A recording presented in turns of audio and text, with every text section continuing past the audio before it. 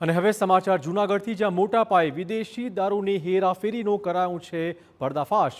માંગરોળમાં વરામબાગ પાસે બાતમીના આધારે કાર્યવાહી કરાઈ। ટ્રકમાંથી 300થી વધુ પેટી દારૂ પોલીસે પકડી પાડ્યો છે। દારૂ ભરેલા ટ્રક સાથે 70 લાખથી વધુનો મુદ્દામાલ કબજે કરાયો છે।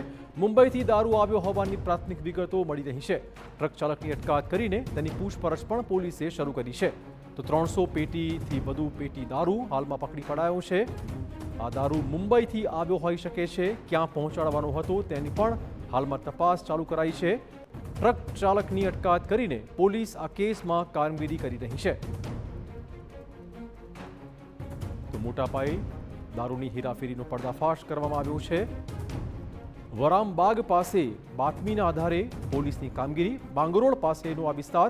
વધુ વાત કરવા જોડાશે અમારા સંવાદદાતા વિજયસિંહ। વિજયસિંહ, શું બધું અપડેટ? जी विजय सिंह।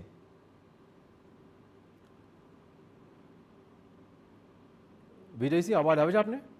यस। हाँ जी, बोलो, શું વધુ અપડેટ છે?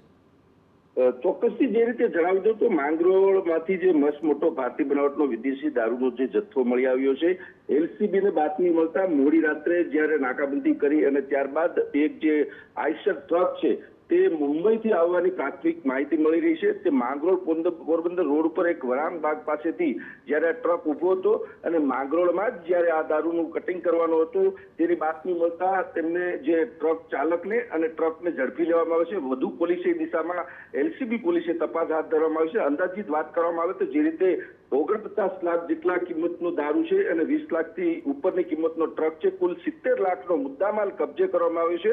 કોના દ્વારા મંગાવવામાં આવ્યો છે, મહારાષ્ટ્ર, મુંબઈથી, અને ક્યાં કટિંગ કરવામાં હતું તે દિશામાં વધુ એલસીબી પોલીસે તપાસ હાથ ધરવામાં આવી છે। ધન્યવાદ વિજયસિંહ તમામ જાણકારી બદલ। તો હાલમાં આ દારૂ કોણે મંગાવ્યો છે, ક્યાં પહોંચાડવાનો હતો તે દિશામાં પણ પોલીસ તપાસ કરી રહી છે।